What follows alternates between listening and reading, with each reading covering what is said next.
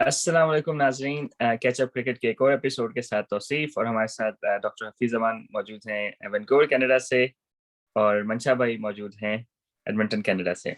तो आज का मैच काफी दिलचस्प हुआ, पाकिस्तान और इंडिया का, और went down to the wire. तो उसके ऊपर आज हम डिस्कशन करेंगे। पाकिस्तान ने 5 विकेटों से जीत लिया और एक बॉल रहता था, यानी कि दोनों मैच जो पाकिस्तान और इंडिया के हुए हैं वो कांटेदार हुए हैं। पहला मैच लो स्कोरिंग था तब भी आखिरी ओवर तक गया, और ये हाई स्कोरिंग था तब भी आखिरी ओवर तक गया। तो आप दोनों से पहले सबसे पहले ये पूछूंगा कि क्या ये यही सेटअप हो गया है अब कि जो भी टीम जीतेगी वो टॉस जीतेगी, वो दूसरे को बारी करा के चेस करेगी?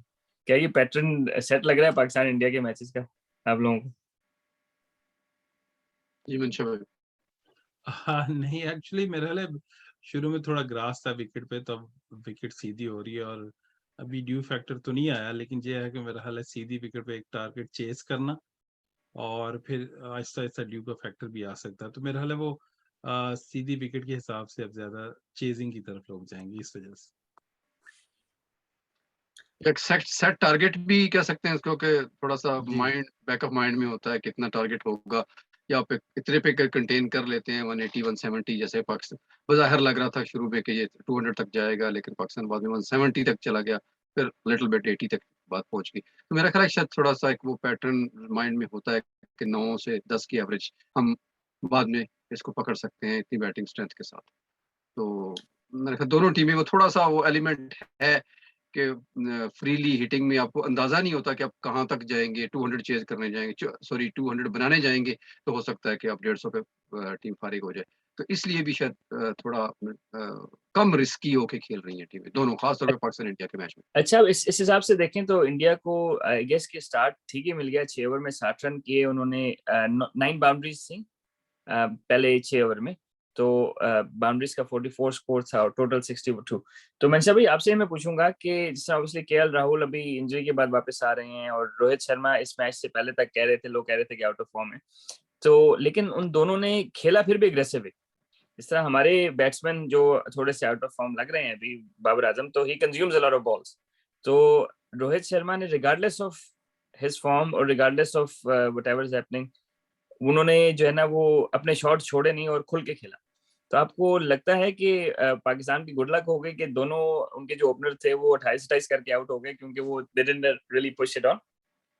हाँ, मेरा ख्याल है ये हम पहले पिछले मैच में प्रोग्राम में डिस्कस किया कि रोहित ने ट्राई पिछले मैच में भी की और बॉल स्विंग हो रही थी और वो मिसिंग कुछ कर रहे थे। और आज भी नए बॉल से, जैसे अल्टीमेटली पहला ओवर तो थोड़ा बॉल स्विंग होता है, तो नसीम के पहले एक दो बॉल स्विंग हुए, लेकिन उनका टारगेट था कि इसको हम हिट करेंगे तो इसकी लेंथ को भी हम चेंज ये करेगा नसीम शाह और थोड़ा सा। तो वो उन्होंने ट्राई किया और उसमें वो कामयाब हुए। उन्होंने पहले ही ओवर में दो, उनका एक 6 मारा, एक 4। इस वजह से, और राहुल ने भी ये पीछे वो प्लान के साथ आए थे जिस तरह हम बात कर रहे थे कि शायद स्लो खेलते नहीं, क्योंकि वो काउंटर ही करते तो वो उनका एक हाल था। फिर मेरा हाल शायद बॉलिंग चेंज अच्छी की और गुड लक भी आप कह सकते हैं थोड़े बाबर ने, जहां हारिस को लेकर आए और हारिस ने स्लो बॉल पे उसको आउट किया, और फिर उधर से लेफ्टी नवाज को लेकर आए। और ये बहुत बड़ा कॉन्फिडेंस होता है कप्तान के अंदर कि मैं किसको पहले 6 में करवा सकता हूँ। तो मेरे ख्याल है शादाब थे और नवाज थे, लेकिन वो नवाज के लिए गए और नवाज ने उनको विकेट भी लेके दी।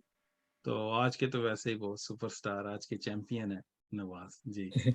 और जैसे आपने बाबर की बात की कि वो अभी भी स्लो खेल रहे हैं, मेरा ख्याल है शायद वो उसने वो आखिर में प्रेस कॉन्फ्रेंस में भी रिजवान ने कहा कि कप्तान और उनका यही होता है कि तेज खेलना है और अगर कोई आउट हो जाता है दूसरा लेके एंड तक चलता है।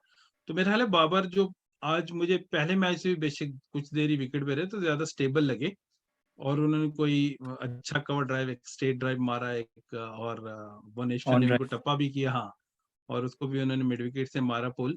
तो उसके बाद वो जिस बॉल पे आउट हुआ, मेरा ख्याल है ओवरऑल ही शायद ज्यादा बाउंस मिल रहा था स्पिनर को, क्योंकि वो अगले पाँव पे ही उसको मिड विकेट से सिंगल करना चाहते थे। शायद बाउंस थोड़ा ज्यादा हुआ बिश्नोई का बॉल, और बिश्नोई तो हम लेटर ऑन डिस्कस कर ही लेंगे। तो शायद उस वजह से भी वो जो अच्छा, फ्रंट फुट उनके पे। डिसमिसल को डॉक्टर साहब एक थोड़ा सा मैं आपको मंशा भाई की बात को आगे लेके चलूंगा।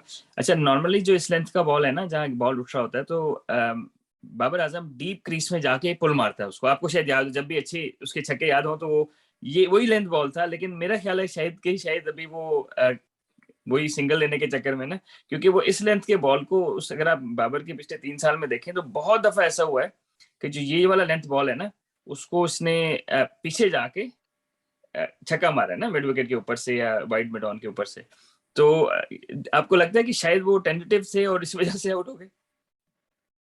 नहीं, मुझे लगता है कि जो लास्ट टाइम एपिसोड में मैंने बात की थी कि बिश्नोई जब क्रिकेट की बात कर रहे थे कि क्रिकेट जीतनी चाहिए, क्रिकेट खूबसूरत होनी चाहिए और रिगार्डलेस ऑफ मैच हमें क्रिकेट एंजॉय करनी चाहिए, तो एक बात हमने की थी कि बिश्नोई गेंद करें, लेग ब्रेक हो, बाबर बीट हो, तो आप एंजॉय करें उस क्रिकेट को।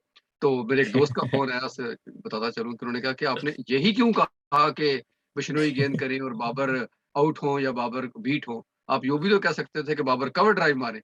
तो मैंने उनको कहा कि यार बाबर का कवर ड्राइव तो एक बड़ी आम सी बात हो गई है ना, वो तो उसकी एलिगेंस और उसकी खूबसूरती तो हम बहुत दफा एंजॉय करते रहते हैं, तो क्यों ना इस दफा बिश्नोई को जब बाबर फर्स्ट टाइम फेस करेंगे तो वो एक ज्यादा मजे का होगा, और वो एज इट इज हो गया, शायद वो बात उन तक पहुंच गई मेरा ख्याल।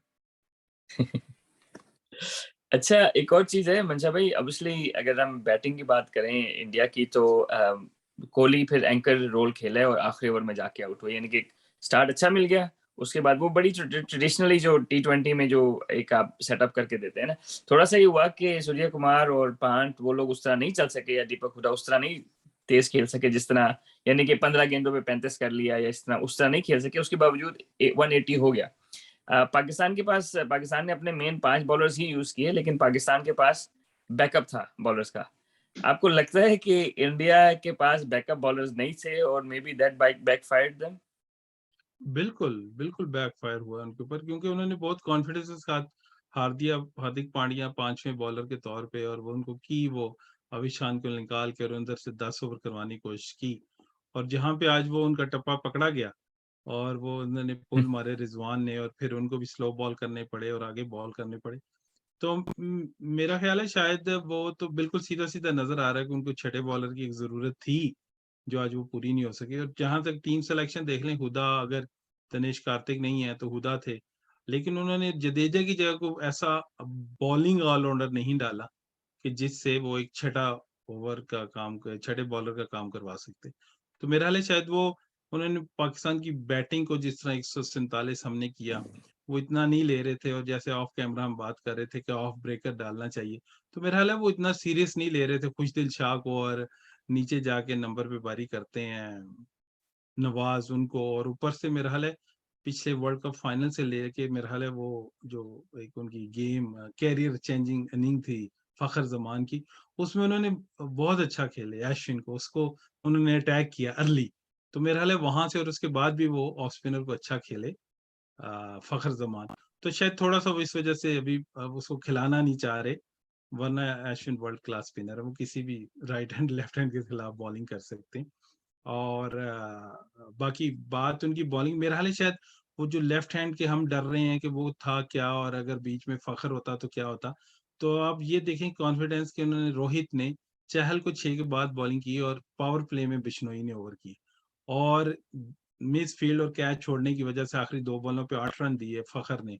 तो 8 रन का प्रेशर की वजह से वो अपनी बैटिंग में उनका वो प्रेशर नजर आया कि वो बॉल स्ट्राइक ही नहीं कर रहे थे और बिल्कुल रोक लेते। वो जो 8 रन थे, सब कह रहे थे ये 8 रन की डिफरेंस ना हो इंडिया पाकिस्तान फाइनल मैच का, तो वो उनकी बैटिंग में नजर आया। और जब बिश्नोई की ये क्वालिटी आईपीएल में भी, को लेफ्ट हैंडर्स को अपनी गूगली और short of the length ball के साथ बहुत अच्छी बॉल करते हैं, जो उन्होंने खुशदिल को पीछे की भी, खुशदिल को उन्होंने लेंथ में दी, उनको कट करवाया उन्होंने, क्योंकि उधर स्क्वेयर पॉइंट और पीछे थर्ड मैन और लगा के शॉर्ट थर्ड मैन, तो अच्छा बॉलर कट करवा देता है, और वो पेस के साथ कट करवाया, और खुशदिल भी उनको ट्राई नहीं कर सके।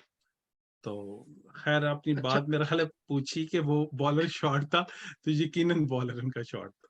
अच्छा, ये बॉलिंग जो बॉलर शॉट की बात करें, से सब आप बेहतर एक्सप्लेन कर सकेंगे इसको, कि जो मनशा भाई ने वैसे एक्सप्लेन कर दिया है किसी हद तक, कि वो जो 2 स्पिनर तो उन्होंने खिलाए, लेकिन दोनों एक ही टाइप के, दोनों लेगी लेगी खिला दिए। तो उसकी जगह अगर एक ऑफ ब्रेक, चूंकि पाकिस्तान के पास 3 लेफ्ट हैंडर्स हैं, फखर जमान है, नवाज ने ऊपर आके प्रॉपर बैटिंग कर दी, फिर खुशदिल शाह भी हैं जो भी प्रॉपर बैट्समैन हैं, तो इंडिया ने क्या इसको मतलब इतना सीरियस नहीं लिया, या वो वहां तक वो सोच नहीं गई उनकी कि हम 5 के साथ प्रॉपरली हैंडल कर लेंगे पाकिस्तान की बैटिंग को, और उन्होंने अश्विन को या अपोजिट स्पिनर को नहीं खिलाया, ऑफ ब्रेक को नहीं खिलाया?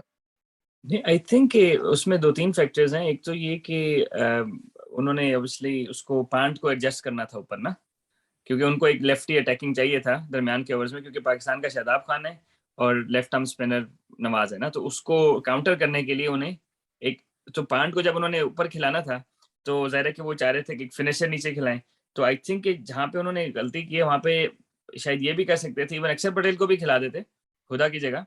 तो आपके पास छठी बॉलर की ऑप्शन है ना। अब मुझे ऐसे लग रहा है कि जो दुबई में पहले इनिंग और दूसरे इनिंग में विकेट थोड़ा सा चेंज हो जाता है। अब ये देखा होगा पहले मैच में जिस तरह पाकिस्तान ने फॉर एग्जांपल क्या कहते हैं चेस कर रहे थे, तो सॉरी पाकिस्तान पहले बैटिंग कर रहा था, तो उनके जो बाउंसर्स थे वो रुक के ऊंचे उठ रहे थे, सही है। तो उससे ये होता है कि अब आपके फास्ट बॉलर्स को थोड़ा सा, अगर आपने बाउंसर करना है तो हेड हाई बाउंसर करना है ना, क्योंकि हेड हाई बाउंसर पे ना आप शॉर्ट जैब तो मार सकते हैं, पूरा शॉट नहीं लगता, सही है।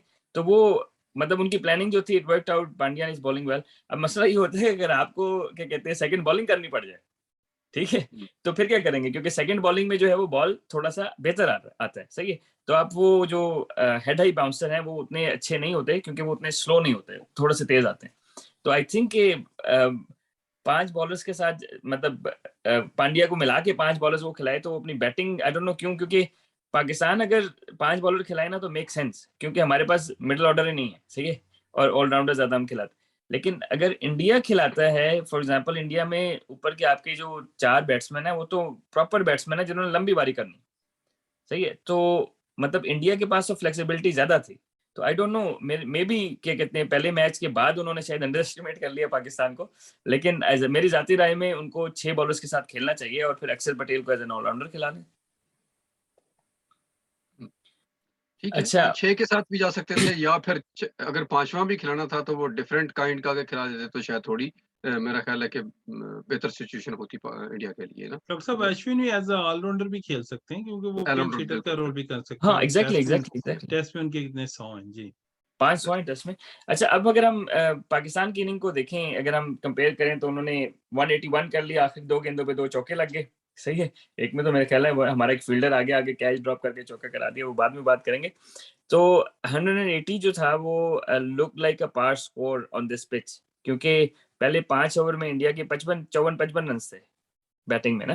तो I think Pakistan has actually done well to keep them under 200, यानी कि जिस तरह वो जा रहे थे, मतलब 5 ओवर के बाद 54 रन है, तो happily take 5 over 54 for none, तो हैप्पीली टेक 180।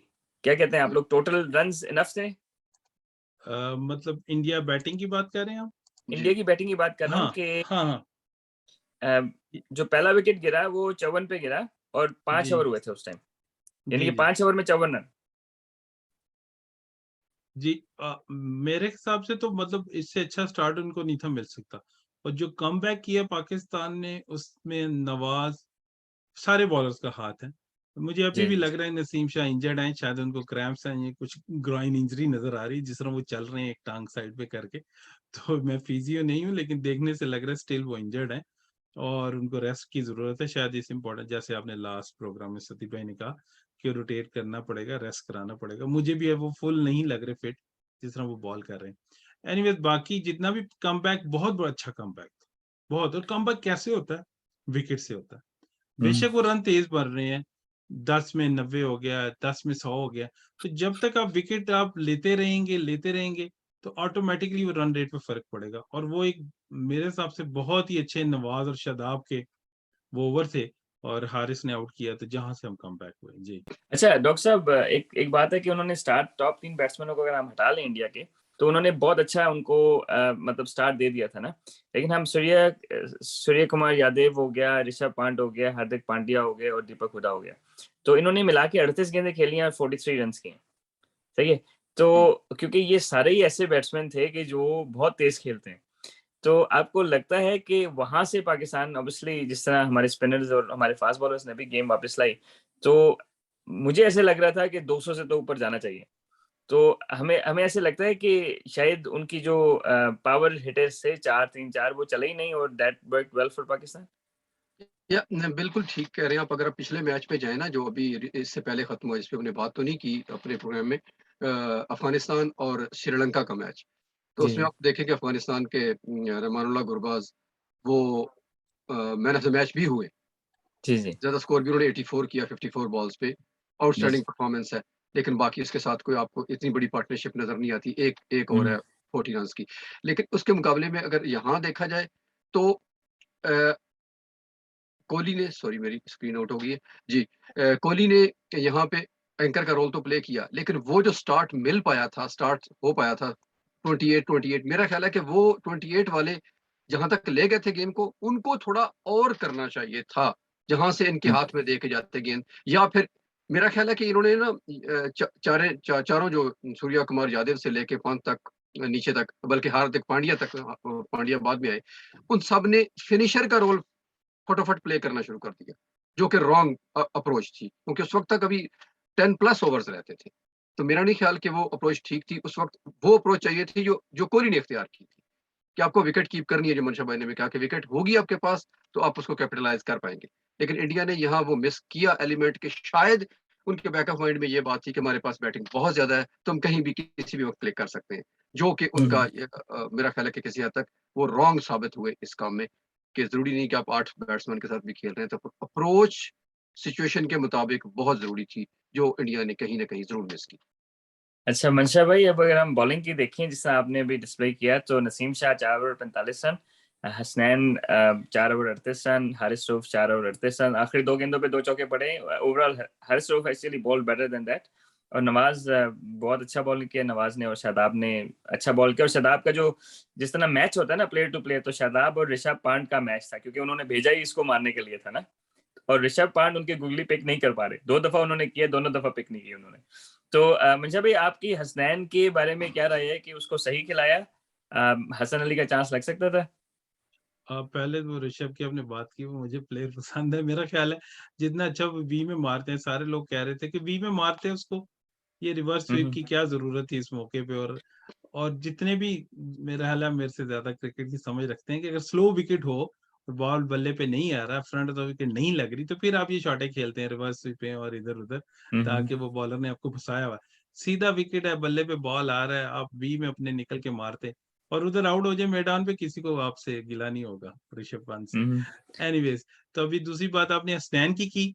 मेरा ख्याल है कि अगर मैं देखूं, हारिस राव ने शानदार ओवर किया और बाकी साहब ने, लेकिन जिसमें पेस और जिससे विकेट टेकिंग बॉल मुझे लगे वो हसनैन की लगे।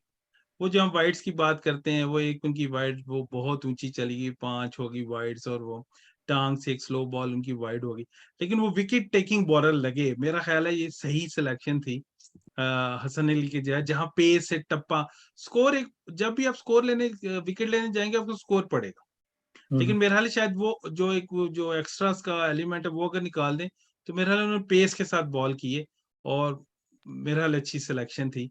बेशक उनको ये विकेट ज्यादा नहीं मिले, लेकिन मेरे हिसाब से अच्छी सिलेक्शन थी। अच्छा, नसीम शाह की अगर मैं बॉलिंग की बात करूं, तो मैं थोड़ा सा उनका देख रहा था बॉलिंग, तो आई डोंट नो, ज़रा के अभी थोड़े यंग भी हैं, इन्होंने स्लो गेंद किया छोड़ के ना। अब जो होता ही है कि इंटरनेशनल क्रिकेट में टॉप ऑर्डर बैट्समैन को ना, अनलेस कि आखिरी ओवर चल रहा हो, आप छोड़ के स्लो गेंद नहीं करते, आप मार के करते हैं ना विकेट में, कि आपकी कोई हेल्प मिल जाए ना।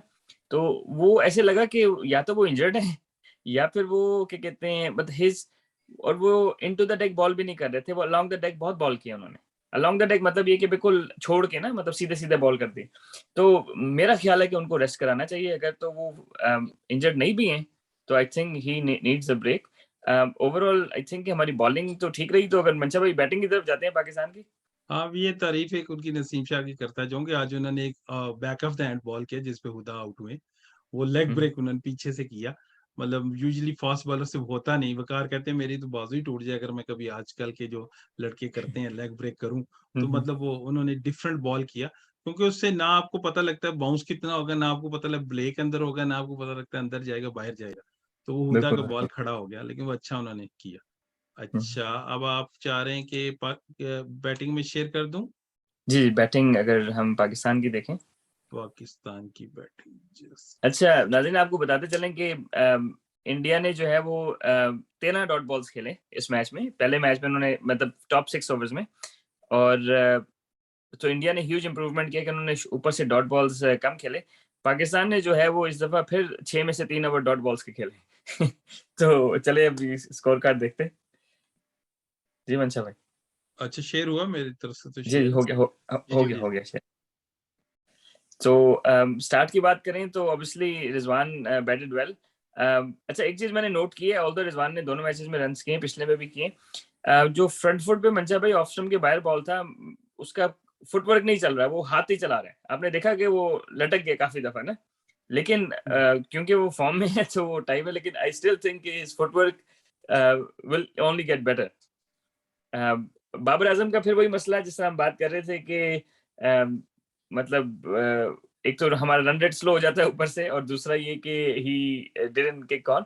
जाती तौर पे मैं ये कहूंगा कि अगर उनको तीसरे नंबर पे खिलाएं तो डॉक्टर साहब आपकी क्या राय है, अगर बाबर आजम तीसरे नंबर पे खेले तो आते ही फील्ड ओपन मिल जाती है छठे ओवर के बाद, तो सिंगल्स ज्यादा होते हैं ना, तो उसमें ये कि बाबर आजम को फॉर्म में आने के लिए आप समझते हैं कि ज्यादा बेहतर है कि नंबर 3 पे खिलाएं, ताकि जैसे ही वो आए तो फील्ड खुली हुई हो, सिंगल सिंगल लेता रहे और फिर आहिस्ता आहिस्ता अपनी इनिंग बिल्ड करे। बाबर की तो जो गेम है बिल्कुल उसको सूट ही वही करती है। नो डाउट कि वो जिस क्लास का प्लेयर है वो कहीं भी खेले, वो खेल सकता है, तो अपनी मर्जी से गेम को मार सकता है। लेकिन यहाँ बाबर को नीचे आने से बाबर को कितना फायदा होगा ये तो मेरा ख्याल है कि आउट ऑफ क्वेश्चन बात है। बाबर कहीं भी खेल सकते हैं, लेकिन इसका फायदा फखर जमान को जरूर होगा। बिल्कुल। अगर फखर जमान ऊपर खेलते हैं तो फील्ड बाहर है या अंदर है, आई मीन, तो 6 ओवर में वो आराम से उसको कैपिटलाइज कर सकते हैं और मैक्सिमाइज कर सकते हैं, जो कि वो नंबर 3 पे नहीं कर रहे उस तरह से जिस तरह होना चाहिए। क्योंकि अगर उनकी हाफ हिट भी लगती है तो वो पहले 6 ओवर्स में ज्यादा फायदेमंद साबित हो सकती है। तो मेरा ख्याल है कि यहाँ पे फखर जमान को बहरहाल ये तो हमारी तरफ से तो तीनों की तरफ से तो काफी अरसे से ये तजवीज जा रही है, शायद पीसीबी वाले हमारा प्रोग्राम देखते नहीं है, तो उनको चाहिए कि ये जो फखर जमान को अगर खिलाना है तो फिर ऊपर ही खिलाए, क्योंकि वन डाउन में उनकी जगह नहीं बनती। ये बाबर की अपनी ही जगह है बहरहाल मेरे ख्याल में। वैसे मैं समझता हूँ शायद वो हमारे प्रीमियर प्लेयर हैं, तो उनको सेव करने के लिए तो नया बॉल फिर भी सकता है, नया बॉल पे एज भी हो सकता है कि वो शॉट फोर्स करने जा रहे हैं जो उनका बैटिंग स्टाइल नहीं है। तो शायद 6 ओवर बॉल पुराना हो जाए, 4 ओवर बॉल पुराना हो जाए, फील्ड खुली हो जैसा सती भाई ने कहा है, तो वो आके जल्दी सिंगल लेके अच्छी तरह सेट हो सकते हैं। जी, और वैसे और जी सती भाई। हाँ जी, तो अब जो जिस तरह इंडिया वर्सेस पाकिस्तान मैच में सेकंड बैटिंग में इंडिया ने जडेजा को ऊपर भेज के तेज रन करा दिए थे, तो पाकिस्तान ने भी आज वही किया, क्योंकि इंडिया के पास ऑप्शन तो थी नहीं ऑफ स्पिनर की, तो उन्होंने उनके पास स्पिनर तो दोनों लेग स्पिनर थे, और नवाज फास्ट बॉलर्स को भी अच्छा ही खेलते हैं, तो वो जो जडेजा ने पहले मैच में काम किया था नवाज ने इस मैच में कर लिया। तो आप लोग किस तरह देखते, सरप्राइज था या वैलिड था? वो तो हम पहले भी बात कर रहे थे कि हमें भी उनको ऊपर कराना चाहिए पिंच हिटर को, और वैसे पिंच हिटर नहीं अच्छा खेलते हैं। तो फखर जमान की पहले मैं बात करूंगा कि आउट ऑफ फॉर्म और प्रेशर में होना, और एक बॉल ब्लॉक करना होता है, और एक आप प्लेस कर रहे हैं फील्डर के पास जा रही है, वो सिंपल ब्लॉक कर रहे थे जिस तरह खुशदिल में नीचे आके ब्लॉक किए ball. It's not about like blocking, it's about rotating the strike. आप उधर जी बिल्कुल। रिजवान को दे रहे हैं और उसको भी अंडर प्रेशर ला रहे हैं कि 1 ओवर में 10 की एवरेज बनानी है और आप 4 ब्लॉक कर रहे हैं। एनीवेज, जब नवाज उन्होंने भेजे वो इसी वजह से ज्यादा भी भेजने पड़े कि फखर जमान ने काफी ही ज्यादा ब्लॉक किया और नहीं, उनसे उन्होंने शॉट नहीं मारी और लगी नहीं। तो नवाज जब आए तो जनरली यही था कि शायद बिश्नोई है और चहल है और उसके लिए, लेकिन वो जिस तरह मैं कह रहा हूँ पांड्या कि को जो आज शॉट ऑफ द मैच था वो विराट कोहली ने मारा हसनैन को। तो पाकिस्तान तरह शॉट ऑफ द मैच था जो उसने हार्दिक पांड्या को 6 मारा नवाज ने। जी। मेरा हाल ऑन द अप, और उससे सारे ही हैरान हो गए, इतना शानदार शॉट। और उसके बाद नवाज ये नहीं कि उन्होंने लेग स्पिनर्स को मारा, उन्होंने पांड्या से लेके अर्शदीप से लेके कवर के ऊपर से पुल शॉट, हर शॉट उन्होंने खेली और बहुत अकलमंदी से खेलते रहे। और कहीं एक दफा उन्होंने रिवर्स, मैं सोच रहा था अब इसको ऑल आउट मारेंगे, मिड विकेट मारेंगे, स्वीप मारेंगे, उन्होंने रिवर्स स्वीप ट्राई की, फिर मैंने कहा शायद इसको ऑल आउट निकल के मारेंगे, उन्होंने अच्छी सी डैप स्वीप की जिसपे 4 लिया। तो बहुत अकलमंदी से भी वो खेले, और यकीनन जो उनको रोल के लिए भेजा था उन्होंने वो काम किया। ऐसा सर मेरा ख्याल है इसमें नवाज की बात मैं भी थोड़ी सी करता चलूं। इसमें जब सिलेक्शन की बात हो रही थी, हम पहले भी कई दफा इस पे बात करते रहे कि उन्होंने रिप्लेस किया है बेसिकली इमाद वसीम को। इमाद वसीम भी, और उन्हें फर्क भी यही है कि बल्कि एग्जैक्टली पिछले ही एपिसोड में मैंने भी बात की थी कि नवाज ने अगर 8+ या 9+ के मतलब इकोनॉमी से रन देने हैं और बैटिंग नहीं करनी तो फिर ही इज नॉट ऑलराउंडर ना। तो फिर उससे इकोनॉमी इमाद वसीम की कहीं बेहतर इकोनॉमी है, बल्कि one of the best in the world है शायद बॉलिंग में। तो वो क्यों नहीं खेल रहे? तो नवाज ने एग्जैक्टली वही रोल प्ले किया जो जिसके लिए उनकी सिलेक्शन की गई थी। तो यही नवाज का रोल है। और अब आते हैं कि इस मैच में नवाज का ऊपर जाना, मेरा ख्याल है कि वो बाबर के यकीनन बैक ऑफ माइंड में ये बात होगी, क्योंकि हम जिस तीनों फिनिशर की बात करते हैं कि उनको 10वें या 11वें ओवर में नहीं लाया जा सकता। इफ्तिखार, खुशदिल शाह और आसिफ अली, वो आखिरी 5 ओवर्स में नहीं खेल सकते, 4 ओवर में खेल सकते, जो उन्होंने आज खेल के दिखा भी दिया। तो उसके लिए भी शायद वो जगह ज़रूरी थी। एक तो वो लेग ब्रेक वाली बात भी ठीक है जो मंशा भाई ने की कि लेग ब्रेक को टैकल करने के लिए लेफ्ट आर्म का होना ज़्यादा बेहतर है। लेकिन उसके साथ-साथ ये भी था कि वो कुछ ओवर्स भी कंज़्यूम कर जाएँ, ताकि वो हमारे 3 फिनिशर्स पे वो प्रेशर ना आए बॉलिंग का, ज़्यादा ओवर्स का, वो 5 ओवर ही खेल सकें। तो एक बात सती भाई से मैं पूछता चलूं, सती भाई आजकल तो सारे बड़े ही बॉटम ग्रिप वाले और सारे प्लेयर नीचे से हैंडल पकड़ने वाले, तो आज मैं नवाज को देखा जिस तरह एडम गिलक्रिस्ट की ग्रिप थी कि टॉप से और बहुत नीचे से हाथ ऊपर वाले दोनों हाथों से ग्रिप, तो मुझे पता है उससे एलिवेशन ज्यादा मिलती है या क्या होता है उससे? डिपेंड करता है, इसको लॉन्ग हैंडल जिसको लोग कहते हैं ना कि ऊपर से, तो उसमें ये होता है कि आपको जो है वो बैट स्पीड थोड़ी सी बेहतर मिल जाती है अगर आपकी जो है ना वो बैट स्विंग अच्छा हो।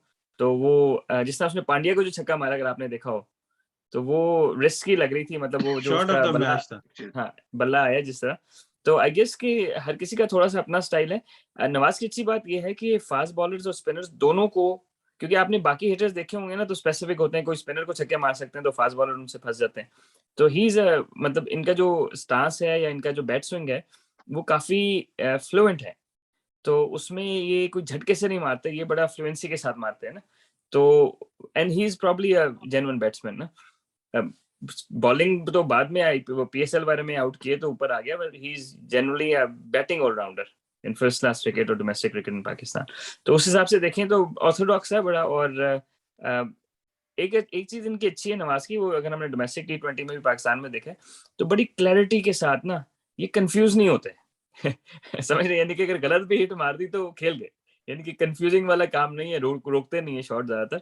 तो आई थिंक कि जो बैट स्विंग है जो आप बात कर रहे हैं, तो इनका बैट स्विंग डेफिनेटली थोड़ा सा हमारे जो पिंच हिटर्स हैं उन जैसा नहीं है। ही इज मोर लाइक अ, मैं ब्रायन लारा इनको नहीं कह रहा, लेकिन is more like Brian Lara जिस तरह फ्लुएंटली खेलते थे ना, तो इनके हाथ, अपर हैंड ग्रिप, जो ग्रिप अपर हैंड में हाँ कह रहा हूँ कि हाँ। बिल्कुल, लेकिन फ्लुएंटली ना, मतलब ये कि वो बैट स्विंग जो है वो रिस्क के साथ करते हैं, पावर कम यूज करते हैं। And he is a good good batsman. अच्छा डॉक्टर साहब, अगर हम इसको वाइंड अप करें तो आसिफ अली जो है वो उन्होंने अपना काम कर लिया, वो तो उनका कैच ड्रॉप हो गया, लेकिन उसके बावजूद वो जो उन्होंने भूषण कुमार को सेकंड लास्ट ओवर में जो छक्का चौका मार के तो काम हमारा सेट कर लिया। तो do you think that's what he is for and that's all we need from him? यार फिर भी मैं कहता हूँ उनको फिनिश करके जाना चाहिए था, आउट होकर नहीं जाना चाहिए था। एक हल्का-सा प्रेशर जाते-जाते वो एक धचका दे गए, हार्ट अटैक तो फिर हो गया ना एक दफ़ा कि डॉट किए, डॉट के बाद अगले पे आउट हो गया, तो 2 बॉलों पे तो फिर वो 2 रन चाहिए थे। गो के इफ्तिखार ने उसमें कोई ड्रामा नहीं होने दिया, आते ही पहले ही बॉल पे उन्होंने सिंगल ले लिया। अगर खुदा ना खास्ता वहाँ विकेट गिरती या डॉट भी हो जाता, तो एक लास्ट बॉल तक एक वो एक न ने ने नया कियोस्क हो सकता था। तो मेरा ख्याल है कि आसिफ को फिनिश करके जाना चाहिए था जब 7 रन चाहिए थे। जिस तरह पांड्या ने लास्ट मैच में 2 बॉलों पे पहले 7 ही चाहिए था एग्ज़ैक्टली, तो उन्होंने सेकंड दूसरे बॉल पे छक्का मार के उसको फिनिश कर दिया। तो आसिफ को भी मेरे ख्याल कुछ ऐसे करना चाहिए था। But still he played well, of course match जब all is well that ends well, तो उनको बिल्कुल। ये क्रेडिट क्रेडिट तो बहरहाल जाता है। लेकिन स्टिल आई थिंक कि हम उनसे थोड़ा-सा ज़रा ज़्यादा एक्सपेक्ट करते हैं। तो ये जो खुशदिल शाह, ये को मैच अवेयरनेस की बात है या इनको अब इतना कॉन्फिडेंस आ गया कि मैं आखिरी ओवर में भी 20 कर लूंगा? क्योंकि जहां मैच आ रहा था शॉट मारना और सारी कमेंटेटर्स बोल रहे थे, वहां भी वो मतलब बिल्कुल सिंगल कर रहे थे। और कुछ इनको कॉन्फिडेंस ज्यादा है या मैच अवेयरनेस की अभी जरूरत है कि इस मौके पे हिट करना? आई थिंक और खुशदिल शाह के लिए उन्होंने एक खास प्लान रखा हुआ था, उनको या तो वाइड कराएंगे, बहुत बायस कराएंगे गेंद, या फिर शॉर्ट कराएंगे ना। तो और खुशदिल शाह का ये था कि जी मेरी आर्क में बॉल होगी तो मैं मारूंगा। I think he is very clear on his plans as well, कि अगर मेरी आर्क में नहीं होगी तो मैं आधा शॉट नहीं खेलूंगा। तो may be that's what he was doing, कि उसको बॉल एक ही मिला जो उसने मारा, जो उसके उसमें था। बाकी उसको उन्होंने बॉल दिए नहीं, वो भी होमवर्क करके आए थे ज़ाहिर है कि इसको या तो ऑफ स्टंप से बहुत बाहर खिलाएंगे या फिर बाउंसर ने मारेंगे। कुछ बिश्नोई की बॉल उन्होंने की है ना, और मेरा ख्याल वो टारगेट ओवर था, मेक और ब्रेक ओवर था कि 2 सेकंड में लास्ट, जी जी, 26, हाँ थर्ड लास्ट शायद या second last, third last. Third last, third last, third हाँ, लास्ट 18th तो ओवर। वो मेरा ख्याल है मेक और ब्रेक था, तो उसमें इनको मतलब 6 की ट्राई करनी चाहिए थी। एनीवेज वो तो शायद कोचेस उनसे बात करें। आसिफ के आपने आउट की बॉल की, तो उसके पास ऑप्शन नहीं थी, उन्होंने स्क्वायर लेग पूरा खाली छोड़ा हुआ था, कुछ भी नहीं था। और अर्शदीप ने उसको पूरा बॉल किया कि वो सीधे बल्ले से खेलें और इधर से फ्लिक करने की कोशिश करें 2 के लिए, और वही उसी ट्रैप में वो आसिफ अली आए और एलबीडब्ल्यू हुए। तो खैर वो तो उनके पास कोई चांस नहीं था कि वो उन्होंने ये ट्राई करना था, लेकिन आसिफ को सीधे बल्ले से मेरा ख्याल है कि तुक्की करनी चाहिए थी। बिल्कुल। हाँ 2 रन चाहिए थे ना। जी। मेरे आसिफ को शायद नहीं पता था कि 2 चाहिए। आसिफ ने वो ओपन वाइड और एरिया देखा तो उन्होंने उसको फ्लिक मारने चले गए। जी। चलें शानदार तो 6 मारा उन्होंने, 6 और 4 उनका लाजवाब था, क्योंकि मेरा ख्याल है वो बहुत ही हुँ। कैलकुलेटेड, ज्यादा उन्होंने लिफ्ट नहीं किया और उसको उन्होंने मिड ऑफ अच्छा और वो मिड ऑन के उन्होंने बीच ना में से मारा। आसिफ अली का भी जो प्लान ये था ना, उनको पहले ही था कि जो उन्होंने बॉल करने हैं, पिछले पिछले मैच में भी जिस तरह उसने आउट किया ना विष्णु कुमार ने, लाइक कटर करके या थोड़ा सा बाहर करके, तो आसिफ अली के लिए भी इन्होंने सेट प्लान रखे हुए थे, इसको या तो वाइड यॉर्कर्स मारने हैं, सही है, या फिर इसको बाउंसर मारने हैं। अब मसला ये हो गया कि विकेट थोड़ा सा, विकेट में सेकंड इनिंग में, जिस तरह मैं पहले भी बात किया था, थोड़ा सा ना बेहतर आता बॉल, तो वो जो लेग कटर्स वाला है ना वो होल्ड अप नहीं करते, और शायद आसिफ अली भी तैयार था कि इन्होंने, और विष्णु कुमार ने पहला ही लेग कटर डाला, उसने उठा के छक्का मारा उसने। और सत्य भाई दूसरी बात ये है कि आसिफ की ये डिफरेंट है कि वो जब वो मारने जाते हैं स्पिनर को भी, तो बल्ला बजाय के फ्लैट बैट, सीधा हो तो यूं होता है, फ्लैट फ्लैट बैट। बैट से वो दोनों कवर हो जाती है। अगर 19-20 ऑफ ब्रेक हो गई या लेग ब्रेक हो गई है, तो बल्ले का अगर मिडल वो कवर भी कर जाए तो उनको हिट जरूर करती है। आज जब उन्होंने मारा बनेश्वर को, तो वो भी लेग ब्रेक स्लो था, और उससे अगला फिर उन्होंने वही स्लो किया, वो वाइड हो गई, लेकिन बिल्कुल सेम बिल्कुल। प्लान उन्होंने रखा कि दोबारा आसिफ मारने जाएंगे, वो आसिफ की टच ही नहीं हुई और वो वाइड हो गई। हाँ तो वो मेरा ख्याल है कि वो प्लान बी शायद हाँ उन्होंने उनका। रखा ही नहीं हुआ था हाँ, कि, वो और क्योंकि वो आगे आगे यॉर्कर्स करते आगे करते, तो शायद वो मैच आखिरी ओवर में 7 के बजाय 10-12 रन चाहिए होते, और जी। शायद that would have been close. अच्छा एक और चीज है, दोनों मैचों में लगातार ये काम हुआ है, सेकंड दोनों टीमों के साथ हुआ है, लेकिन सेकंड फील्डिंग के साथ, इस तरह पाकिस्तान को, तो इसमें भी आखिरी ओवर में फिर इंडिया को एक फील्डर अंदर बुलाना पड़ा है ना। तो do you think we are gone over the top with this, doctor साहब, एज एन अंपायर, कि मतलब मैच का थोड़ा सा मजा खराब हो जाता है, या फिर इस तरह होना चाहिए?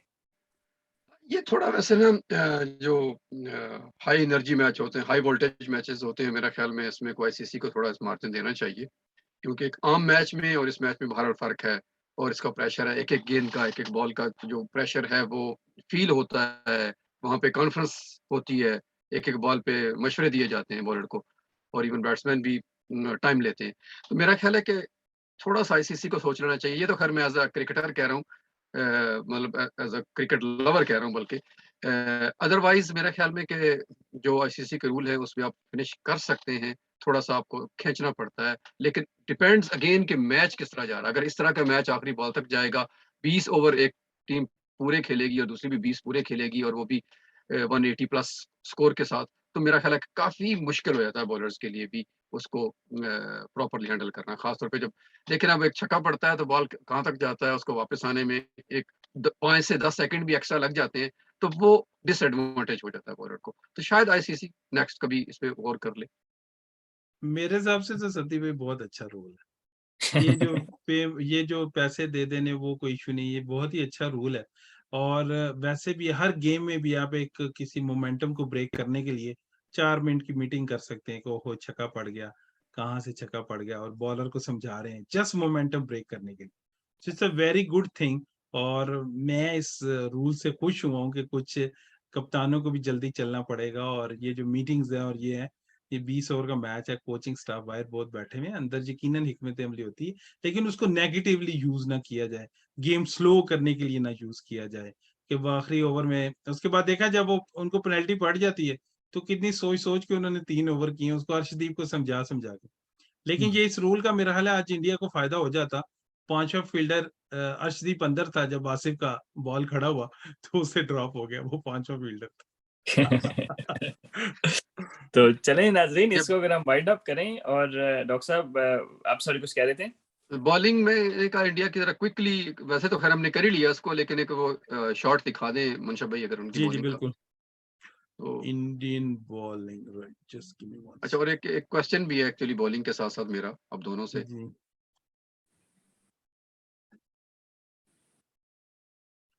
जी कि जी हो गया शुरू। जैसे आपने स सत्ती भाई आपने कहा कि मैच प्लान ए के साथ बॉलिंग आती है, जो मैनेजमेंट उसको देती है, पेपर्स पे बैठ के बनाया जाता है, इसको यूँ किया जाए, इसको वीडियोज़ देखी जाती हैं, सारा उसको किया जाता है, वर्कआउट उन्होंने किया भी सही, खासतौर पे आसिफ अली के खिलाफ, कुछ देर के खिलाफ उन्होंने जैसे गेंदें की, वो एक प्लान के साथ नज़र आ रहे थे। लेकिन क्या ये प्लान अगर वहाँ पे एग्ज़ीक्यूट नहीं हो रहा या वहाँ आपको रन्स की रोकने की ज़रूरत है, विकेट लेने की ज़रूरत है, तो क्या ज़रूरी है बॉलर्स के लिए या कप्तान के लिए कि उस पेपर प्लान के साथ ही जाए, ए प्लान के साथ यहाँ अगर सिचुएशन चेंज हो गई थी, तो बॉलर अपने तरफ से कोई आउट ऑफ द बॉक्स सोच लेता और असल कैप्टन में भी असल उसको में इसमें जो आप बात कर रहे हैं डॉक्टर साहब, इसमें आप कह सकते हैं कि बीइंग प्रोएक्टिव ना, तो जनरली होता है कि आपका प्लान ए, बी और सी होता है। प्लान ए होता है जो करना ही करना है, फिर बी और सी। अब डिपेंड करता है आपका रिलेशनशिप कैसा है कोचेस के साथ। बात का भी होता है कि आप को प्लान दिए होते हैं और अभी एग्जीक्यूट नहीं करते, तो फिर कोचेस कहते हैं भाई समझ लें। तो एक तो ये हो जाता है। सेकेंडली ये कि जो विकेट का पेस है ना, अगर यही बॉल ये फर्स्ट इनिंग में कर रहे होते तो ये डेफिनेटली पाकिस्तानी बॉलर्स बैट्समैन को तंग करते। लेकिन सेकेंड इनिंग में विकेट थोड़ा सा मेरा ख्याल है कि बेहतर आ रहा था बॉल। तो जाहिर है कि इनको फिर शायद वो भी प्लान रखना चाहिए था कि अगर विकेट थोड़ा सा स्किड कर रहा है या थोड़ा सा बेहतर आ रहा है बॉल, तो फिर आपका जो है वो into the deck slow ball शायद इतना अच्छा ना हो जितना पहले इनिंग में होता है। या फिर आप जो टेनिस बॉल बाउंसर वाला जो हेड हाई बाउंसर मारते हैं, वो उतना रुक के ना जाए जिस तरह पहले इनिंग में जाता है। तो आई थिंक आपकी बात बिल्कुल सही है कि प्लान ए या बी जो भी उनको दिया गया है, लेकिन common sense prevails in the end कि बॉलर को बेहतर पता होना चाहिए कि ठीक है आसिफ अली जो है ना वो स्लो वाइड शॉर्ट बॉल पे फंसता है या शॉर्ट बॉल पे फंसता है, लेकिन बॉलर को अपना पता होना चाहिए कि यार मेरे से एग्जीक्यूट हो रहा है कि नहीं हो रहा तो फिर सेफ बेट यही होती है कि यार यॉर्कर्स कोशिश करें, 19-20 हो जाए तो कोई बात नहीं ना। लेकिन short length back of a length ball अगर गलत हो जाए ना, तो आपको रन बहुत ज्यादा पड़ सकते हैं, और हुआ यही मेरा ख्याल है। जी मनसब भाई।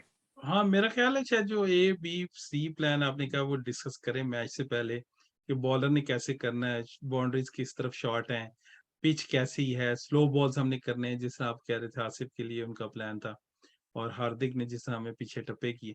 तो मेरा लिए ये प्लान डिस्कस होते हैं, लेकिन क्रिकेट वो वाहिद गेम है जिसमें कैप्टन का रोल है।